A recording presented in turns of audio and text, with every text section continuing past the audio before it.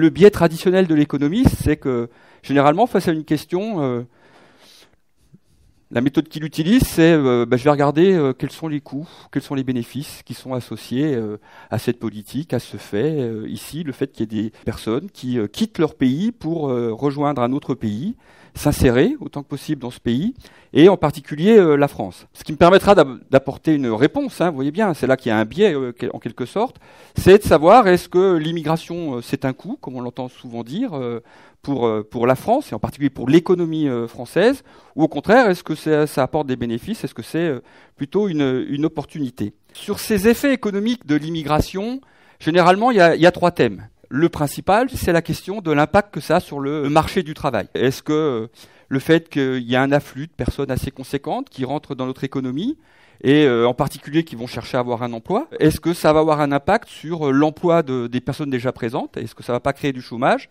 Et puis, est-ce que c'est pas aussi une source de baisse des salaires parce qu'il y a une plus forte concurrence?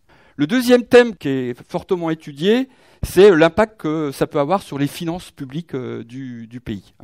Donc, c'est vraiment là qu'on a notre approche traditionnelle d'analyse coût-bénéfice. On va regarder, grosso modo, la contribution que vont avoir les immigrés aux recettes publiques, mais finances publiques prises au sens large, c'est-à-dire État central, le gouvernement, l'ensemble des collectivités locales et l'ensemble des administrations de sécurité sociale. Donc, toutes les recettes que vont apporter cette population immigrée, et puis qu'on va comparer à tous les coûts, entre guillemets, c'est-à-dire tous les transferts, toutes les prestations, dépenses publiques qui vont en leur faveur. Le troisième thème, c'est celui de l'impact que ça peut avoir sur la croissance, et en particulier le niveau de vie, avec l'indicateur traditionnel qui est beaucoup critiqué, mais qui reste quand même un bon indicateur, le revenu par tête. Est-ce que le fait qu'il y ait un flux d'immigrés important qui arrive dans un pays, est-ce que ça va modifier le niveau de vie, le revenu par tête des natifs? Je préciserai bien la terminologie dans quelques instants. Alors, je vais me concentrer sur l'impact sur les finances publiques, parce que c'est mon thème de recherche, et puis parce que ça me permet bien de mettre en évidence le fossé qu'il peut y avoir entre la perception qu'a l'opinion publique de cet impact et la réalité. Et puis ça va me permettre de vous montrer un petit peu comment nous, économistes, on aborde les choses et les éléments de réponse qu'on peut apporter. Et mon point de départ, c'est de dire c'est très difficile de lutter contre ces préjugés parce qu'il y a une part de vérité quelque part. Il y a quelque part du bon sens. Quelque part, c'est un peu évident. Mais comme disait Bertrand Russell, l'évidence, c'est souvent l'ennemi de l'exactitude. Donc ça paraît évident que l'immigration aurait un coût sur les finances publiques. Et quand vous faites des travaux académiques, cette évidence, elle disparaît. Et au contraire, on montre que, je vous donne déjà le résultat, ça a peu d'effet. C'est relativement neutre sur les finances publiques. Je continuerai par l'impact sur le marché du travail. Et puis je conclurai également sur une question qui est importante, qui est celle de est-ce que l'immigration ne peut pas être un des instruments pour lutter contre le vieillissement démographique que connaissent la plupart des pays, et en particulier la France. Alors, la perception de l'impact économique des immigrés par l'opinion publique, vous voyez bien que ces années récentes, 2016 et encore aujourd'hui 2017, on s'interroge beaucoup pour savoir si c'est pas la période marquante d'un certain retour des frontières, avec deux faits marquants de 2016, deux scrutins qui vont vraiment dans ce sens-là, qui sont d'une part le Brexit au Royaume-Uni et l'élection de Donald Trump aux États-Unis. Alors pourquoi ces deux scrutins? Parce que justement la question migratoire était au centre des débats, en particulier sur le Brexit. Et puis il y a eu la crise des réfugiés. Ça c'est une des affiches pro-Brexit qui montrait une colonne de réfugiés et en disant mais si on reste dans l'Union européenne, ces gens-là rentreront chez nous également. Et c'était un des motifs mis en avant pour sortir de l'Union européenne. Ça confirme qu'il y a quand même quelque part dans l'opinion publique une certaine crainte quant à l'arrivée de migrants. Cette crainte, on l'associe beaucoup à la crise des réfugiés, mais ce qu'il faut bien voir, c'est que les opinions publiques ont déjà beaucoup évolué après la crise de 2008. Donc ces opinions publiques, c'est pas seulement la crise des réfugiés qui les a fait évoluer, c'est aussi la crise économique de 2008. Une question simple, percevez-vous l'immigration comme un problème plutôt qu'une opportunité? Et pour 4 pays, le Royaume-Uni, les États-Unis, la France et l'Allemagne, Tout en haut, c'est le Royaume-Uni. Donc vous voyez bien qu'on avait une très forte majorité depuis 2008 jusqu'en 2013, presque 70% des Britanniques qui considèrent que l'immigration c'est plus un problème qu'une opportunité. En France en 2008 c'était que 39% de la population qui le pensait et on est monté à 50% en 2013. Ce que vous voyez c'est que ça a légèrement augmenté après 2008 jusqu'en 2011, puis après ça diminue sauf en France où on a une hausse encore des opinions défavorables. Pourquoi ? Parce que dans ces autres pays, les effets de la crise, à partir de 2011, ont déjà en partie disparu et il y a un retour d'une activité économique plus normale. Ce qu'on n'a pas connu en France et ce qui peut expliquer ce phénomène. Alors ce qui est marquant, c'est que justement, dans l'enquête de 2008, les effets de la crise ne sont pas encore manifestés puisqu'on est en plein dedans, il y avait encore 50% des Français qui voyaient l'immigration comme une opportunité pour la France et ils étaient que 39% à la considérer comme un problème. Dans l'enquête de 2013, donc 5 ans plus tard, eh bien, ces deux chiffres sont exactement inversés. C'est-à-dire qu'ils sont plus que 39% à considérer que c'est une opportunité et 50% à considérer que c'est un problème. On est en 2013, on n'a pas encore connu la crise des réfugiés. Entre 2008 et 2013, il ne s'est pas passé des choses extraordinaires quant à la politique migratoire de la France. On n'a pas connu d'arrivée massive de population. Il n'y a pas eu de transformation importante. Pour donner les ordres de grandeur, depuis une quinzaine d'années maintenant, c'est environ 200 000 personnes qui rentrent chaque année et 100 000 personnes qui sortent. Donc ça nous fait un solde positif d'environ 100 000 personnes chaque année en France. Donc il n'y a pas eu de transformation importante dans ces flux migratoires et pourtant on voit bien une évolution très sensible des opinions par rapport à ça. Et à la question les immigrés sont-ils un fardeau pour les services sociaux ? Vous voyez bien que 63% des Américains en 2011 répondent favorablement à cette question. 63% en Angleterre, c'est le même chiffre, c'est pas hasard, Brexit et Trump. 55% en France et seulement 49% des Allemands. Mais on voit bien que pratiquement partout, on a une majorité dans l'opinion publique pour considérer que l'immigration, c'est un coût, c'est un fardeau pour les services sociaux. Quant au marché du travail, c'est un peu la même situation. Le même type de sondage en 2010, à la question de l'immigration réduit l'emploi des natifs, donc ça crée du chômage. 52% des Américains répondent être d'accord. 44% des Européens, c'est un peu plus faible. Et à la question l'immigration réduit le salaire des natifs, c'est le même pourcentage américain, donc 52%. Par contre, le pourcentage des Européens est un peu plus faible. Tout simplement que le marché du travail américain, c'est pas du tout le même type de fonctionnement que le marché du travail de la plupart des pays européens. Nos marchés du travail sont plus réglementés, en particulier on a des salaires minimums, donc les salaires réagissent moins que comme ils peuvent réagir aux États-Unis, où c'est beaucoup plus flexible et plus sensible au mouvement de main-d'œuvre. Vous voyez bien qu'entre 2014 et 2016, quelles sont les principales préoccupations des citoyens européens ? L'immigration, c'était que 24% en 2014 et ça devient la principale préoccupation, 48% en 2016. Là, c'est l'effet crise des réfugiés. Mais ce que je voulais bien vous montrer avant, c'est qu'on voit bien que ces opinions ont fortement évolué sur l'impact que peut avoir l'immigration sur les économies avant la crise des réfugiés et en particulier en réaction à la crise économique de 2008.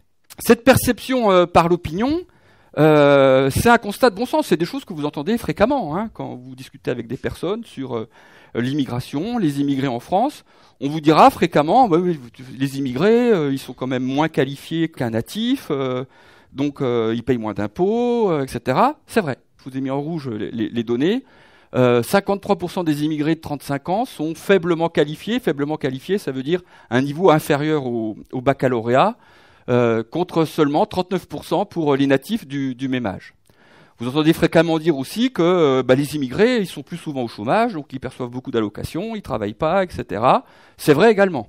En 2014, le taux de chômage est pratiquement 2 fois plus élevé pour la population immigrée en France que le reste de la population. On avait un taux de chômage de l'ordre de 9,1% pour l'ensemble de la population française en 2014 et il s'élève à 17,2% pour la population immigrée.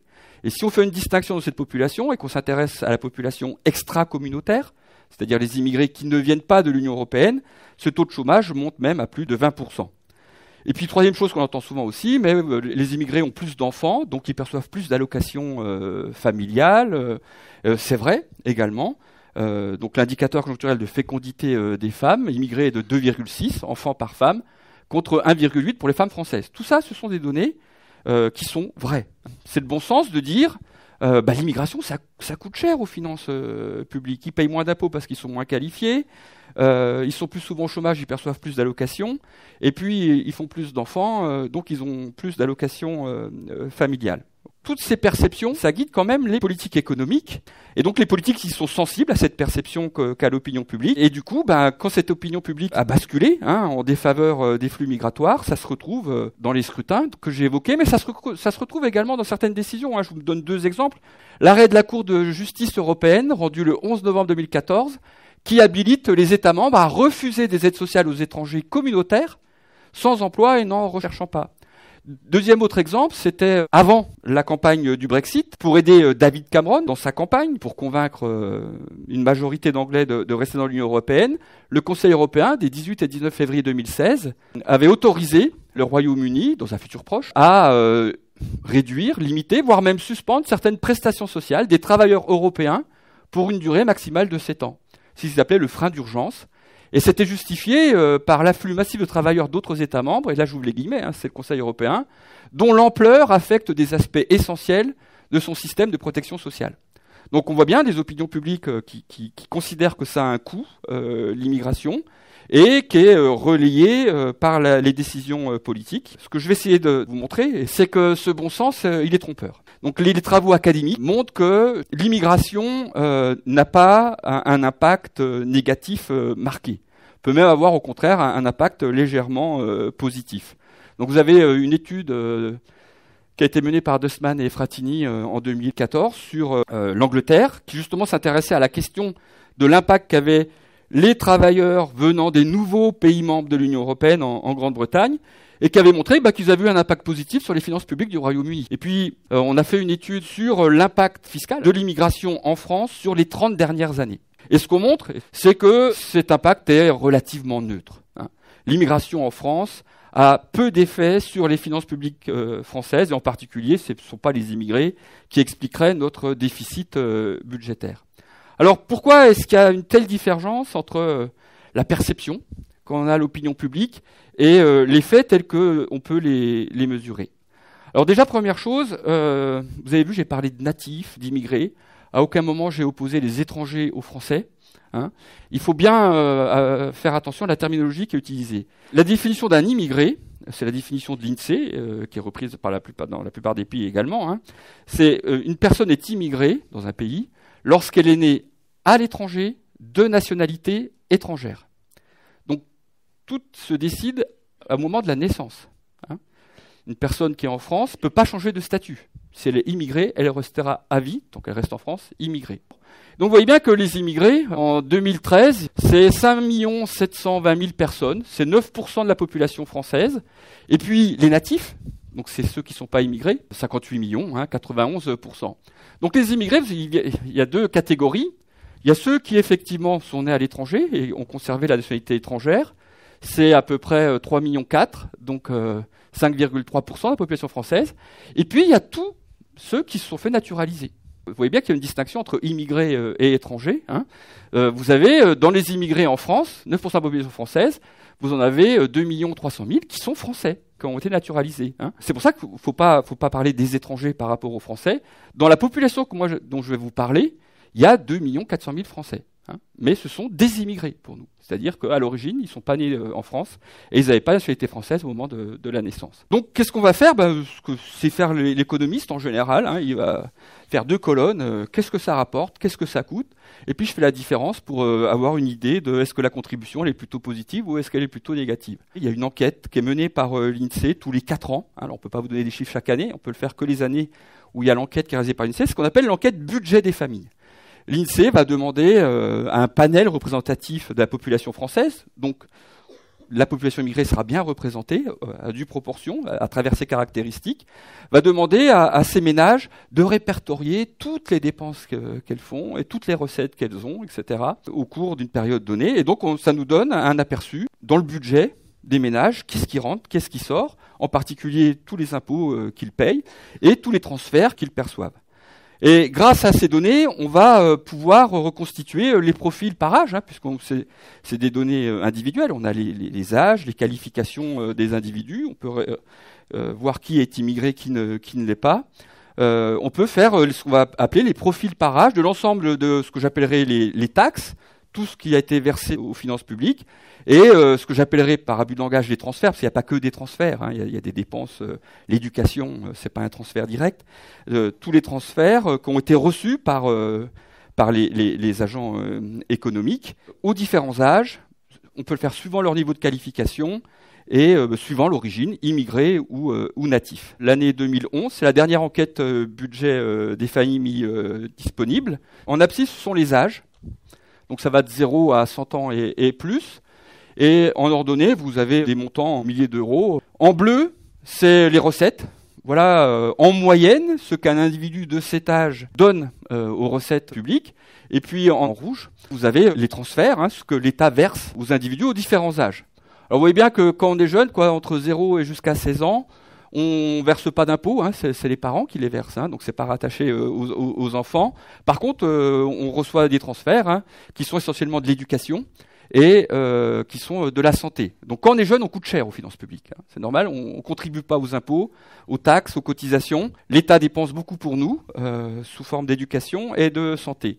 Puis arrivé 16-18 ans, on commence à payer des impôts et des taxes, et on voit bien que ça va croissant, et que c'est autour de 45-50 ans, c'est à ce moment-là qu'on verse le plus d'impôts, de taxes, cotisations diverses. Et puis après, c'est l'âge de la retraite, donc on verse moins d'impôts et de cotisations, ça diminue continuellement. Et du côté des transferts reçus, au début ça se dégrade sensiblement, et on voit bien que durant l'âge actif, entre 25 et 55 ans, finalement, on ne coûte pas très cher aux finances publiques. Et puis, arrivé vers 60 ans, c'est la retraite. Et là, en France, c'est versé par les administrations de sécurité sociale. Et donc, vous avez une dégradation sensible. Alors, qu'est-ce qu'on fait après avec ça ? Comme je vous l'ai dit, j'ai fait la colonne des plus. J'ai fait la colonne des moins. On fait la différence entre les deux. Puis, on voit si la contribution, elle est positive aux finances publiques. C'est-à-dire qu'on paye plus que ce qu'on reçoit des finances publiques. Ou est-ce qu'elle est négative ? Alors, attention, il ne faut pas chercher à ce que ça soit équilibré ou autre. C'est tout à fait normal quand on est jeune, qu'on reçoive beaucoup de la part de l'État pour l'éducation et pour la santé, alors qu'on verse rien. Donc, c'est pas un jugement dans l'absolu. Quand c'est négatif, c'est pas bien, pas du tout. Donc, sans surprise, ce qu'on voit, c'est qu'effectivement, on coûte aux finances publiques entre 0 et 20-22 ans. Et puis ça devient positif à partir de 20-22 ans, ça augmente sensiblement. Ça va diminuer à partir de 50-55 ans, après retraite qui commence à se mettre en place et autres. Et ça devient négatif, cette différence, à 62 ans à peu près. D'accord ? Donc ça, c'est le trait qui est en gras. Il y a une courbe pleine et puis il y a une courbe en pointillé. La courbe pleine, c'est les natifs. La courbe en pointillé, c'est la même chose, mais pour les immigrés. D'accord ? Ce qu'on retrouve, c'est qu'effectivement, ils payent moins de taxes, de cotisations et d'impôts individuellement, en moyenne, aux différents âges. Par contre, on ne voit pas une très très grande différence sur ce qu'ils reçoivent individuellement aux différents âges de l'État. Et là, on voit bien cette différence sur la contribution nette. Il n'y a pas une grande différence quand on est jeune. Elle est plus marquée quand on est actif. On voit bien que cette contribution elle est inférieure à celle des natifs. Après, ça se recoupe à peu près. Et puis, ils coûtent un peu moins en fin de vie, tout simplement parce qu'on se rend compte qu'ils font moins appel aux services de santé que les natifs. Si j'en reste là, effectivement, ça paraît évident, c'est ce que je disais au début, ça paraît évident qu'un immigré, a priori, il pèse sur les finances publiques parce que sa contribution nette, elle est plus faible que celle d'un natif. Ces résultats confortent toujours le bon sens. En moyenne, un immigré contribue moins aux finances publiques qu'un natif. Mais ce raisonnement est partiel. Moi, ce qui m'intéresse, c'est pas en moyenne un immigré, est-ce qu'il contribue plus ou pas, c'est est-ce que la population immigrée en France, elle a un impact négatif ou positif sur les finances publiques françaises. Donc là, j'ai regardé pour, en moyenne, un individu. Ça veut dire que maintenant, il faut que j'agrège avec l'ensemble de la population immigrée. J'ai vu pour un individu, il faut que je multiplie par le nombre d'individus à ces différents âges. L'importance, du coup, de la structure par âge des populations concernées et de la structure par qualification. Et là, vous voyez que, en réalité, on a affaire à deux populations assez différentes. Ici, c'est la pyramide des âges. Ça vous donne la répartition aux différents âges de la population. Et vous voyez bien que Ça n'a plus beaucoup de sens de parler de pyramide de nos jours, hein, quand on fait ce type de graphique. Il y a 40 ans, 50 ans, on avait bien une belle pyramide, c'est-à-dire beaucoup de jeunes. Et avec le phénomène du vieillissement démographique, vous voyez bien que cette pyramide, ça a tendance à devenir une colonne. La base a eu tendance à se rétrécir, pas trop en France, hein, mais la base se rétrécit, et puis le sommet a tendance à s'élargir. On le voit bien sur la population des natifs, hein, la population des natifs subit le vieillissement démographique. Et vous voyez bien que la population immigrée, elle a une autre structure par âge. Hein. Mais rappelez-vous de ma définition. Hein. Est considérée comme immigrée une personne qui est née à l'étranger de nationalité étrangère. Donc ça veut dire que, typiquement, nous n'avons pas, dans les données dans la population immigrée, ce qu'on a tendance à appeler la seconde génération. Les enfants d'immigrés qui sont nés en France ne sont pas des immigrés. D'accord ? Ce sont des natifs, ils sont nés en France. D'accord ? Ça veut dire qu'au bas âge, c'est uniquement ceux qui sont arrivés avec leurs parents, c'est-à-dire qu'ils sont bien nés dans leur pays d'origine, hein, et qui sont arrivés, ils ne sont pas si nombreux que ça, hein, arrivés à un âge très, très, très, très jeune. La population immigrée, elle est très concentrée dans les tranches d'âge de la vie active, dans les 25-60 ans. Hein. Et puis ça se rétrécit bien aussi après. Un certain nombre repart dans leur pays d'origine pour passer leur retraite. Et on voit bien qu'on a deux populations qui ont une structure par âge assez différente. Quand on est jeune et quand on est vieux, on coûte aux finances publiques. Quand on est dans la tranche d'âge active, c'est-à-dire entre 25 et 50 ans, là, on rapporte aux finances publiques. Même si un immigré rapporte en moyenne, aux différents âges, moins qu'un natif. Mais comme ils sont très concentrés dans cette classe d'âge, celle qui a un impact plutôt positif, eh bien, c'est ça qui explique que leur contribution aux finances publiques n'est pas aussi négative que ce pouvait laisser envisager mon graphique précédent. Ici, vous avez l'évolution entre 1979 et 2011 du déficit budgétaire primaire. Depuis le milieu des années 70, on n'a jamais eu un déficit budgétaire positif. Alors vous allez dire, mais si, là, il y a des valeurs positives. C'est le déficit budgétaire primaire, c'est-à-dire hors, on ne prend pas en compte dans les dépenses les intérêts sur la dette. Pourquoi ? Parce que justement, là, ce qu'on va faire, nous, c'est qu'est-ce qui est attribuable aux natifs, aux immigrés. La dette, c'est pas attribuable à une population en particulier, donc on retranche. Et c'est ce que les économistes, indépendamment de la question d'immigration, appellent le déficit primaire, hors paiement des intérêts de la dette. Quand vous rajoutez ce que l'État français doit payer comme intérêt sur la dette, tout redevient vite négatif. Hein, okay, bon, on voit bien la conjoncture, hein, on voit bien la crise de 2008 également. Et donc ce déficit budgétaire primaire, certaines années il est très légèrement positif, d'autres années il est négatif, et ça fluctue, et puis là il va jusqu'à moins 2,7%, c'est en pourcentage du PIB, c'est-à-dire en pourcentage de la richesse créée dans l'économie nationale chaque année. On peut regarder quelle est la contribution de ces deux sous-populations, les immigrés et les natifs, à ce déficit budgétaire. Et c'est la courbe qui est en rouge. Hein. La courbe qui est en rouge, ça vous donne la contribution à ce déficit budgétaire de la population immigrée. Ça n'a pas du tout la même amplitude. Hein. Et c'est très proche de zéro. C'est très légèrement négatif en général. Hein. Il n'y a qu'une année où elle va être positive. Et puis les deux petits traits pointillés, c'est plus 0,5% du PIB, moins 0,5% du PIB. Vous voyez que c'est toujours resté entre plus et moins 0,5% du PIB. Moins 0,5% du PIB, c'est précisément l'année 2011. Si j'enlève l'année d'après-crise 2008, c'est même entre plus et moins 0,2% du PIB. Ça veut dire que la contribution de la population immigrée au déficit budgétaire, elle est relativement faible. Et si maintenant je mets la contribution des natifs, c'est la courbe qui est en bleu. Vous voyez bien que ce sont les natifs qui expliquent principalement l'évolution des finances publiques françaises. Si j'enlevais la population immigrée française, quelle aurait été la situation du budget de la France ?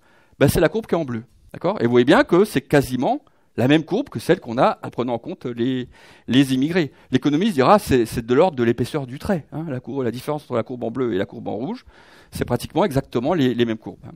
Donc vous avez une certaine neutralité de la population immigrée sur la situation des finances publiques françaises. C'est chacune des années où il y a eu une enquête budget des familles faite par l'INSEE. La première partie du tableau vous donne ça en milliards d'euros, 2005.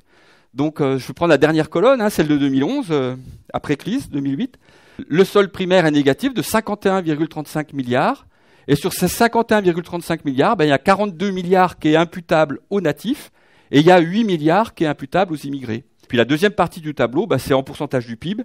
Pour les économistes, est-ce que l'immigration, c'est un problème sur les finances publiques, en particulier sur les dépenses sociales, ou est-ce que c'est une opportunité ? C'est pas véritablement une aubaine. Hein. On voit bien que c'est généralement très légèrement négatif. mais que c'est très modéré et quasiment neutre. Par contre, c'est assez sensible à la conjoncture économique. Ce qu'on voit quand même clairement, c'est que c'est quand même la population immigrée qui a été la plus affectée par la crise économique.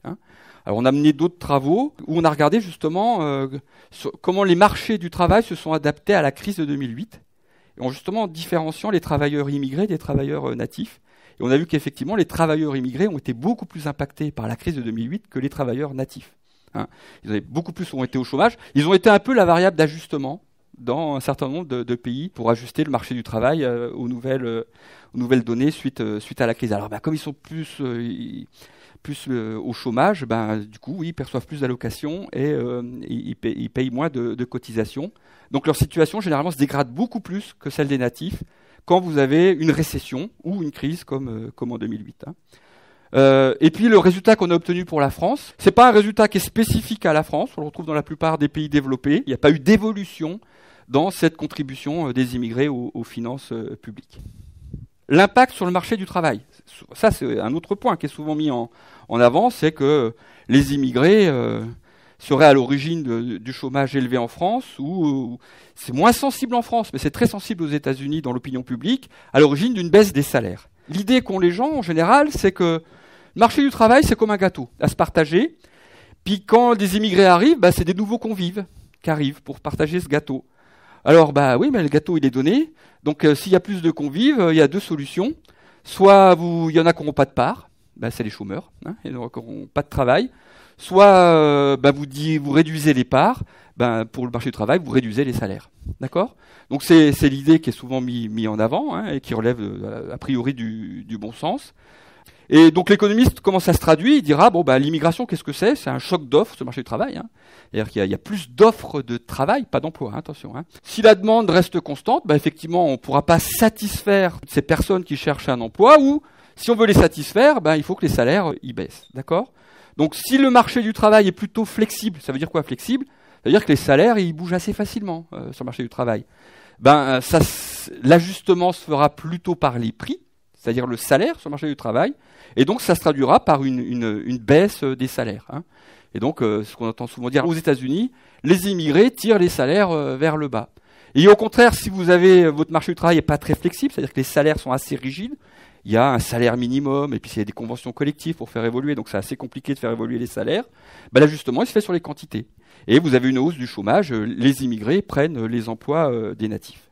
Donc ça, c'est l'idée qui est fortement répandue. Et là, vous avez encore plus d'études faites par les économistes sur cette question-là, et qui montrent que, à nouveau, ça paraît séduisant, cette explication du gâteau à se partager, mais que dans la réalité, c'est pas comme ça que ça se passe. Pour une raison relativement simple, c'est qu'il y a des phénomènes de substitution ou de complémentarité entre les travailleurs. Avant Kennedy, aux États-Unis, la politique, c'était des quotas. C'était très simple aux États-Unis. Dans la population américaine, vous avez tel pourcentage de la population qui est d'origine irlandaise. X%. Alors, dans les flux rentrants, il y aura X% d'Irlandais. Vous avez tant de pourcentage d'Allemands de souche. Alors, dans les flux qui rentrent, il y aura ce même pourcentage d'Allemands. Donc, on ne voulait absolument pas changer la structure par origine de la population des États-Unis. Ce système de quotas par origine, les flux correspondent exactement au stock des présents. John Fitzgerald Kennedy l'a fait voler en éclats. Et donc, vous avez une transformation totale des flux migratoires aux États-Unis. Et vous aurez donc une immigration qui va venir de l'Amérique latine, à ce moment-là, et qui va venir également d'Asie. D'accord ? Et donc, vous voyez bien que ça transforme radicalement la structure par qualification de cette population. Vous voyez bien qu'avant, c'était une population qui venait principalement d'Europe, donc plutôt bien formée, un petit peu comme aux États-Unis. Alors que là, c'est une population qui va venir d'Amérique latine et qui va venir d'Asie, qui est beaucoup moins formée. Et donc, ce changement d'origine des immigrés aux États-Unis se traduit par une modification de leur niveau de qualification. C'est-à-dire qu'ils sont très peu qualifiés, et donc une crainte qu'ils prennent le travail des très peu qualifiés. Et à la même période, on constate effectivement ce qu'on appelle la montée des inégalités salariales. C'est-à-dire que les plus qualifiés voient leur salaire augmentait beaucoup plus vite que celui des peu qualifiés. Donc il y a différentes explications possibles, et une qui avait été mise en évidence, c'était de dire bah oui, mais c'est normal parce que sur les peu qualifiés, il y a une pression très forte de ces nouveaux flux migratoires d'individus peu qualifiés qui viennent d'Amérique latine ou d'Asie, et qui mettent en concurrence nos ouvriers américains peu qualifiés. Ils vont venir concurrencer ceux qui ont le même niveau de qualification. Donc ces flux, au contraire, aux États-Unis, pendant longtemps, on a pensé que c'est eux qui pouvaient expliquer que les qualifiés voyaient leur salaire augmenter plus vite que les peu qualifiés. Après, on a vu qu'il y avait d'autres explications en réalité qui étaient liées au problème du progrès technique. C'est-à-dire que vous voyez bien que le progrès technique, il est biaisé en faveur des qualifiés. On a de moins en moins besoin d'ouvriers peu qualifiés qu'on remplace par des machines, des robots, etc. Et on a de plus en plus besoin de qualifiés qui sont capables de réfléchir à tout ça. Donc c'est pas qu'un problème de concurrence sur le marché du travail entre des ouvriers peu qualifiés, immigrés ou natifs. C'est aussi une transformation assez radicale du système productif. Et puis il y avait encore d'autres explications, donc c'était pas forcément si simple que ça. Et cette relation de substitution et de complémentarité entre les ouvriers, quand on creuse vraiment, qu'on va regarder les données et ce que font les économistes sur des enquêtes très précises, ce qu'ils constatent également, c'est qu'en réalité, la concurrence, elle se fait pas tellement entre l'immigré peu qualifié et le natif peu qualifié, parce que ils n'ont pas forcément les mêmes compétences. Une grande part des besoins de main d'œuvre dans les pays développés aujourd'hui, en main d'œuvre peu qualifiée, c'est pas dans les usines, c'est dans les services aux personnes âgées. Il n'est pas nécessaire d'être extrêmement qualifié, on peut être peu qualifié pour faire ce type d'aide, mais un immigré, par exemple, qui ne parle pas le français, ça va quand même être très compliqué pour lui de faire ce travail d'aide à la personne avec laquelle elle est en contact en permanence. Donc, ou quand vous êtes un guichet d'accueil, il ne faut pas des grandes compétences. Vous voyez bien que si vous ne maîtrisez pas bien la langue, etc. Donc, c'est pas qu'un niveau de qualification. Il y a pas mal de caractéristiques où vous ne maîtrisez pas les us et les coutumes qui font que, en réalité, il n'y a pas forcément une grande substitution et une grande concurrence entre les travailleurs natifs et les travailleurs immigrés.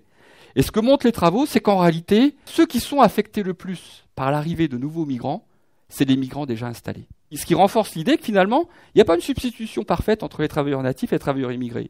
Donc ça, c'est pour donner un petit peu le raisonnement. Et il y a eu beaucoup de travaux empiriques sur les données qui ont été menées et qui mettent en évidence l'immigration a des effets de relativement faible ampleur sur le marché du travail des pays d'accueil. Et ce qui est intéressant de retenir, c'est que quelle que soit la technique qu'on utilise, les expériences naturelles, les corrélations spatiales, position de facteurs, le résultat est le même. Donc c'est pas sensible à la technique qu'on utilise. Donc ça montre un peu plus la robustesse de ce résultat-là. Je vous dirais juste 2 mots sur les expériences naturelles.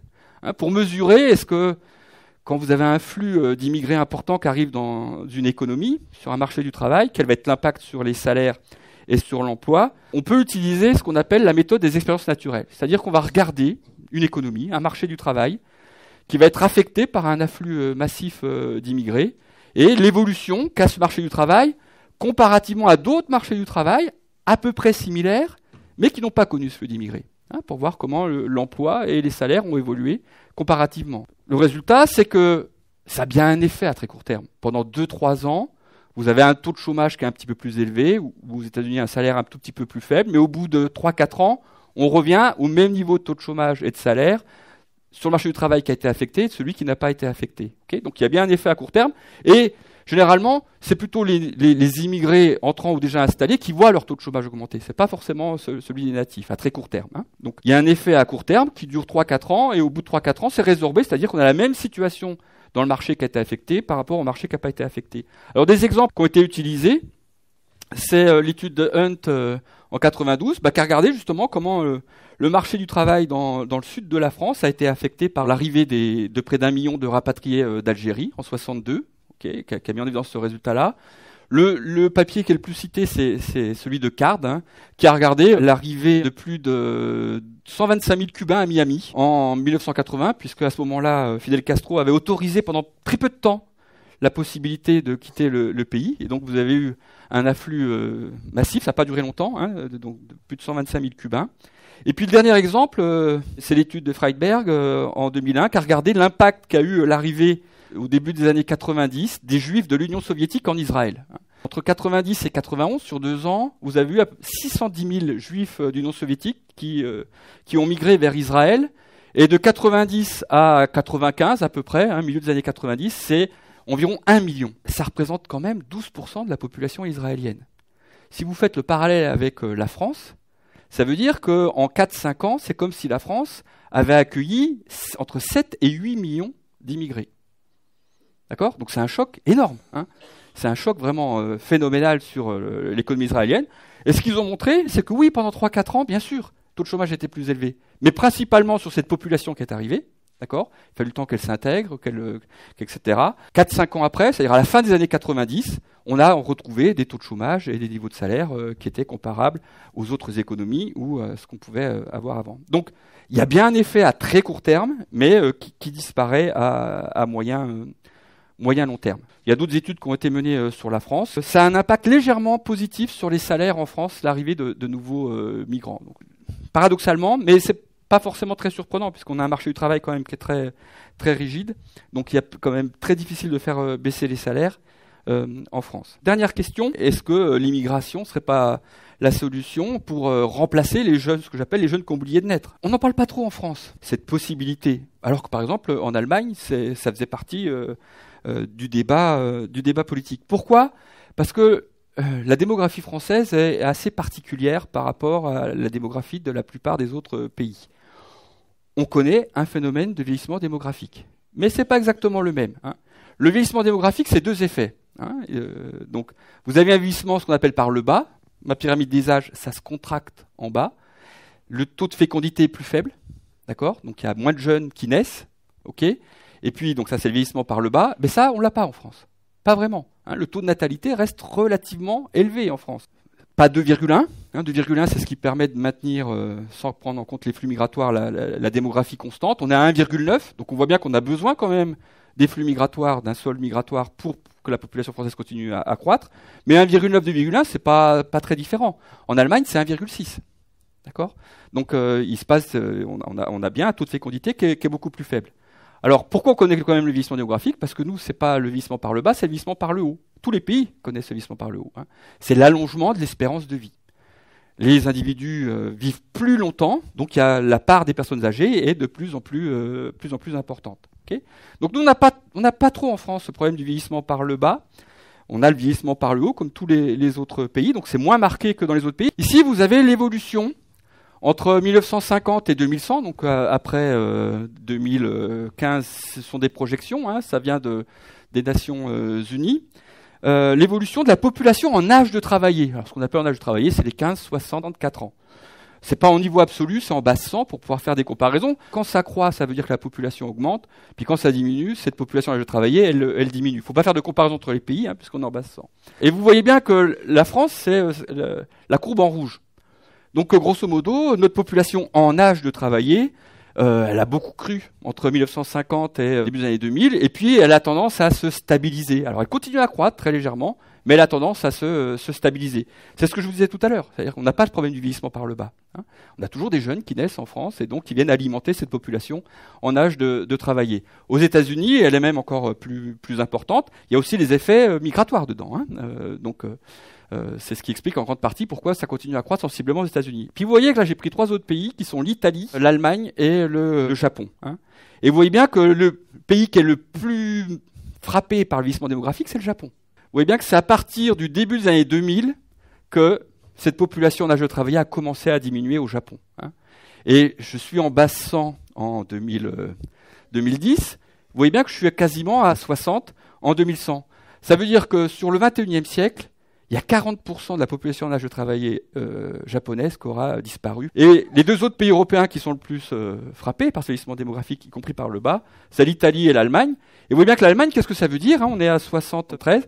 Ça veut dire que, grosso modo, en Allemagne, dès 2050, vous avez la population en âge de travailler qui aura été réduite d'1 tiers par rapport à ce qu'elle était au début des années 2000. Okay ? Donc vous voyez bien que la question migratoire, elle se pose différemment dans ces pays-là. En Allemagne, le patronat est un des principaux défenseurs d'une politique migratoire élargie. Pourquoi ? Parce qu'il voit bien que potentiellement, il y a un salarié sur 3 qui sera plus là À l'horizon 2050. 2050, c'est pour une entreprise comme BMW ou Mercedes, qui fait des programmes d'investissement sur 20-30 ans, c'est dans ses plans d'investissement, d'accord? Les réponses aussi sont différentes, hein. Alors, ne me faites pas dire ce que je vais dire. On peut là comprendre aussi en particulier quelle a été la position d'Angela Merkel sur la crise des réfugiés, hein. C'est bien précis, ne me faites pas dire ce que je viens de dire, c'est-à-dire c'est pas la principale considération. Alors vous voyez bien qu'il y a d'autres pays qui vont faire des choses très différentes. Le Japon, ils vont perdre presque la moitié, hein, de leur population en âge de travailler, et ils vont avoir une population âgée très très très très importante dont il faut s'occuper. Okay. Qu'a décidé le Japon? Le Japon est le pays de l'OCDE qui est le plus fermé, hein. L'immigration au Japon, et c'est le taux de migration le plus faible, hein, de tous les pays de l'OCDE. C'est un pays qui est très très fermé, etc. Et ils n'ont pas décidé de s'ouvrir, justement, hein, faire appel à une main-d'œuvre immigrée pour s'occuper des personnes âgées. Et ils ont une stratégie, mais clairement réfléchie, hein.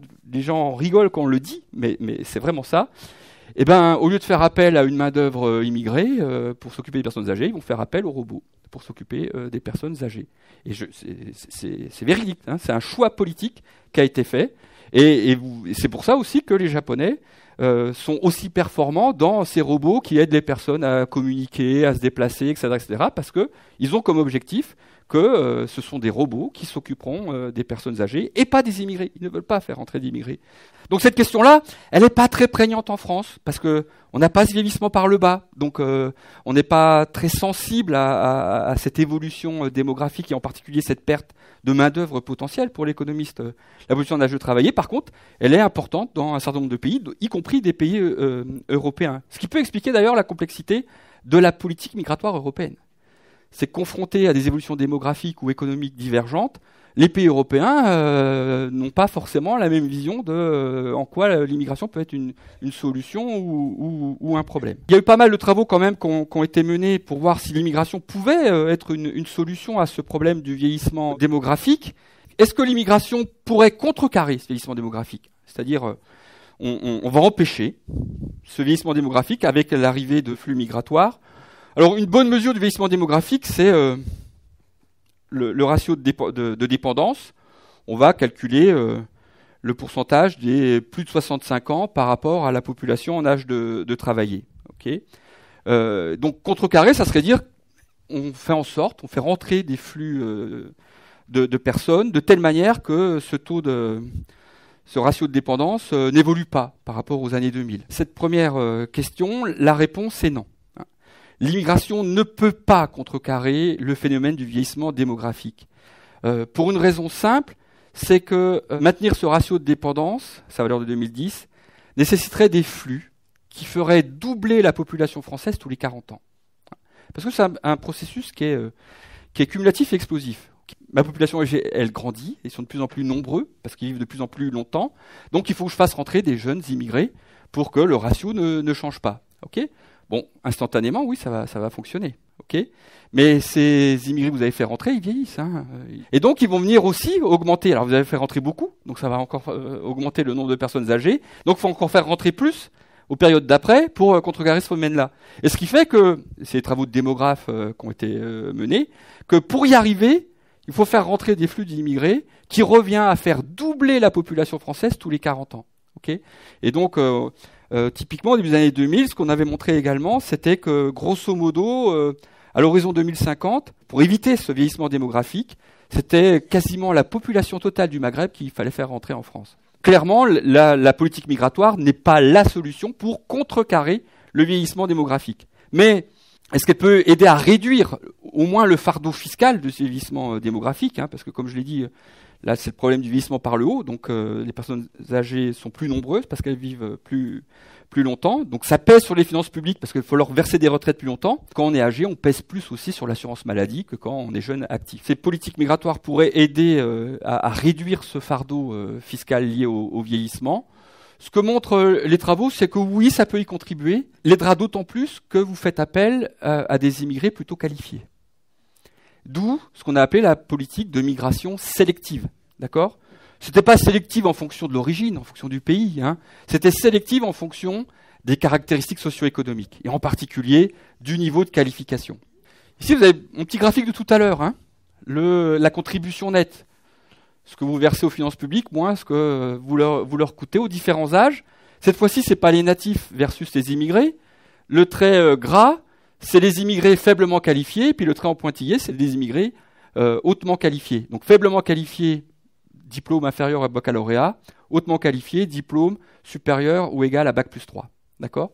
Et vous voyez bien qu'à l'âge actif, c'est pratiquement incomparable. Hein. C'est-à-dire qu'effectivement, un immigré qualifié, il aura une contribution nette très favorable aux finances publiques par rapport à celle d'un immigré peu qualifié. Comme on est dans des économies du savoir et autres, il vaut mieux avoir des travailleurs qualifiés, qui ont de grandes compétences. Et puis, troisième résultat intéressant des travaux, c'est que on montrait également que ces immigrés qualifiés s'intégraient beaucoup plus facilement dans l'économie du pays d'accueil, donc avec des taux de chômage plus faibles. Bon, déjà, cette politique migratoire sélective, elle n'a pas fonctionné. Hein. Ça a été quelques milliers de personnes.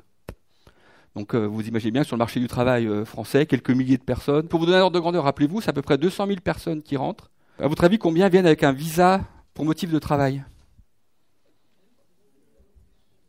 Moins de 20 000. Deux raisons principales, c'est le regroupement familial et c'est les étudiants étrangers. Ça ne veut pas dire qu'il n'y en a que 20 000 qui vont travailler sur les 200 000 qui rentrent. Quand vous rentrez avec un visa pour regroupement familial, vous pouvez chercher un emploi. Rien ne vous interdit d'aller chercher un emploi. Donc effectivement, vous avez ces politiques sélectives qui ont essayé de se mettre en place, qui en France marchent pas trop pour différentes raisons. C'est-à-dire que souvent ces immigrés très qualifiés, ils viennent avec leur famille en général et ils sont sensibles à la vie dans le pays et autres. Alors on pourrait dire oui, mais la vie en France elle est plutôt agréable par rapport à d'autres pays européens. Oui, mais ils entendent quand même bien dire qu'il y a un parti politique qui est plutôt très hostile à eux et qui a failli gagner des élections et autres, que les Français seraient un peu racistes et autres, donc ils ont un peu peur aussi de l'accueil qui leur sera réservé en France. Si vous faites venir une immigration qualifiée, ça aura des effets plutôt favorables sur les finances publiques. Pas tant que ça. Oui, à court terme, ça marche. Mais à moyen long terme, finalement, l'immigration non sélective peut avoir des effets plus bénéfiques que l'immigration sélective. Pour une raison simple. Le premier, c'est que vous savez que le taux de natalité est décroissant avec le niveau de qualification. Plus les ménages sont qualifiés, moins ils font d'enfants. Donc quand vous faites une immigration très sélective, vous faites entrer faites entrer principalement des qualifiés, ça a un impact à terme sur l'évolution de votre population. Parce que ça fait baisser le taux de fécondité dans votre population. Donc la population française croît moins à moyen long terme, hein, c'est des effets de moyen long terme, que si la politique a été peu sélective. Et puis la deuxième raison, c'est que l'espérance de vie, elle est croissante avec ce niveau de qualification. Hein. Il y a une grande injustice, les qualifiés ont une espérance de vie plus élevée que les peu qualifiés, et c'est pas mineur, hein, c'est 8 ou 10 ans. Okay. Qu'est-ce que ça veut dire ? Vous voyez bien, vous faites venir des qualifiés, alors ils vont faire moins d'enfants, c'est pas forcément bon pour la population française, et puis ils vont vivre beaucoup plus longtemps. Ils vont vivre plus longtemps, donc ils vont peser plus sur le système de retraite que si vous avez eu une immigration peu sélective. Grosso modo, le consensus qu'il y a parmi les économistes académiques, c'est que l'immigration, c'est relativement neutre. Vous avez bien compris que pour les finances publiques, c'était principalement lié à leur structure par âge. Sur le marché du travail, ça a des effets de court terme, mais c'est pas tellement une substitution entre travailleurs natifs et immigrés qui disparaissent à moyen long terme, et que l'immigration, c'est pas la solution au vieillissement démographique au sens où je vous l'expliquais, mais qu'elle peut contribuer effectivement à réduire un peu le fardeau fiscal de ce vieillissement, mais que c'est pas une question prégnante en France en raison de ce vieillissement qui est un peu particulier à la France par rapport à la plupart des autres pays européens.